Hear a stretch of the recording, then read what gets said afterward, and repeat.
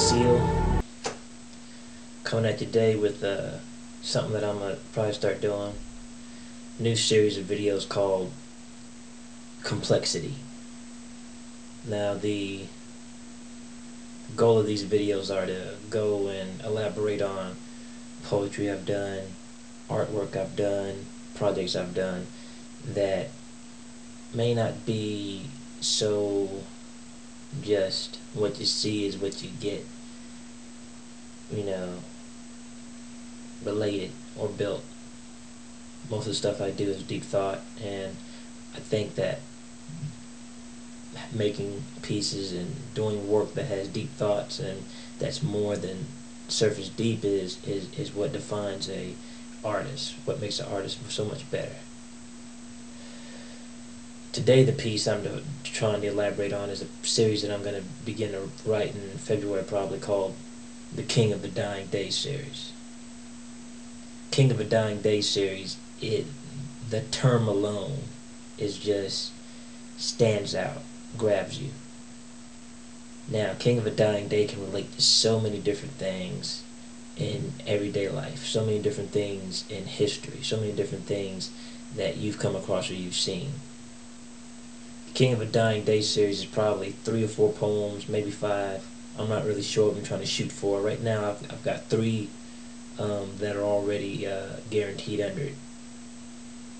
Now, in the King of the Dying Day, it's basically, this title alone is basically, you have defied death. You have conquered death. You have overcome death. There are many ways to do that.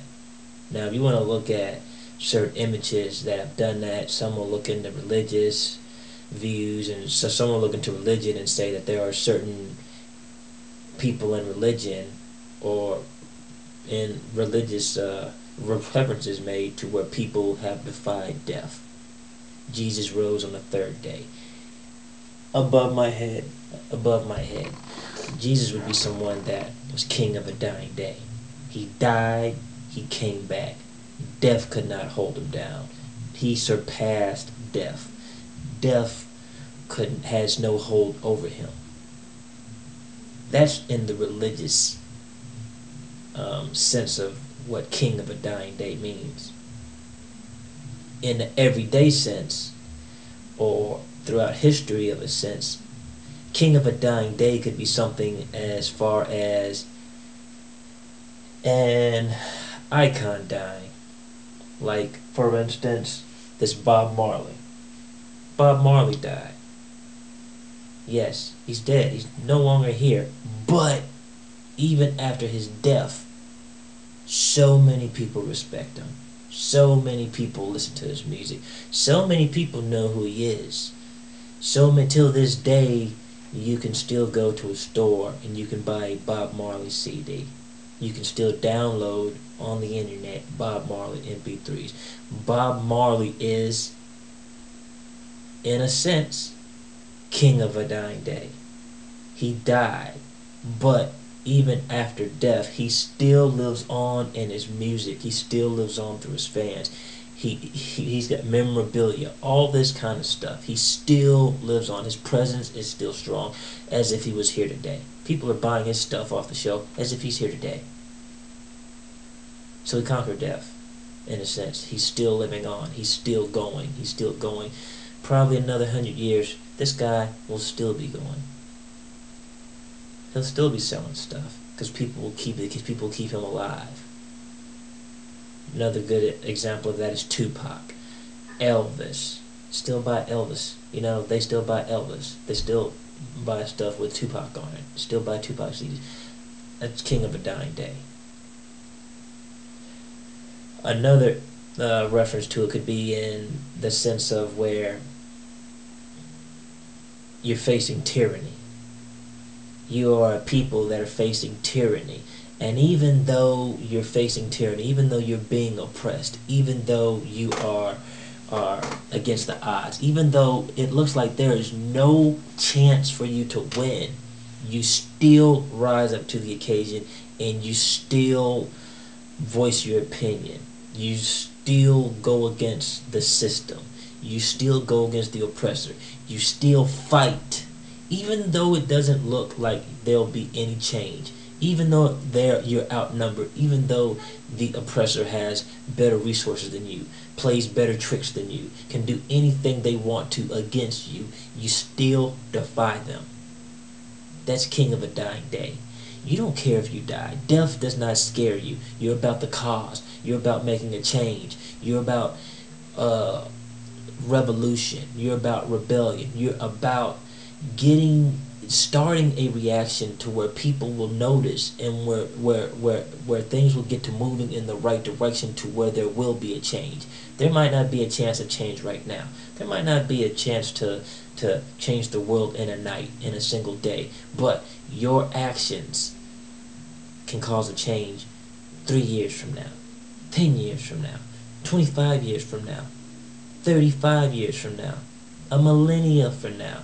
All based on something that you put in play because you weren't scared to stand up, because you weren't scared to die for the cause, because you weren't scared to die by the hands of the oppressor, just to get your point across, just to get your point across that you don't care about it. You're not about the oppression. That you will make a change any way you can, and sometimes making a change any way you can results in death. But being the person that wants to see change, being the person that's striving for change, you make the sacrifice and you go against death, not scared of death, to make that change. That's king of a dying day. Okay? Death can't hold you back. Death won't make you scared. Yeah, well, we go against the oppressors. Then what'll happen is they just got all this money, and they can just hire people to kill us, and mercenaries, and tanks, and nuclear warheads, and doesn't matter if we go. Doesn't matter if that's the way that the forefathers of America would have thought. Never would have had an America. Britain's had more ships. Britain's had more military experience. They as far as the army, as far as the military is concerned, America didn't even have an army. They had to raise an army. Most of them were militia. They had to raise an army. They had to enlist people to fight. So they went against that. Yeah, they could die opposing King George III. Yeah, they could do that. They could die. Yeah, they could do that. Hope King George III is the right reference. If not, please forgive me. But them opposing their oppressor and willing to fight against the oppressor, even at the cost of death, made them king in a dying day. It's something that they were willing to sacrifice. And sometimes you have to make that sacrifice. Just like when they asked Malcolm X, what is true freedom? And Malcolm X told him, said, death. That's the cost of true freedom, death. Because, if you're given something, it's not really freedom. You're at the expense of somebody. Right now, we as Americans have gotten so comfortable with what we've been given and liberties that we think have been given to us by the government. But they didn't give us that.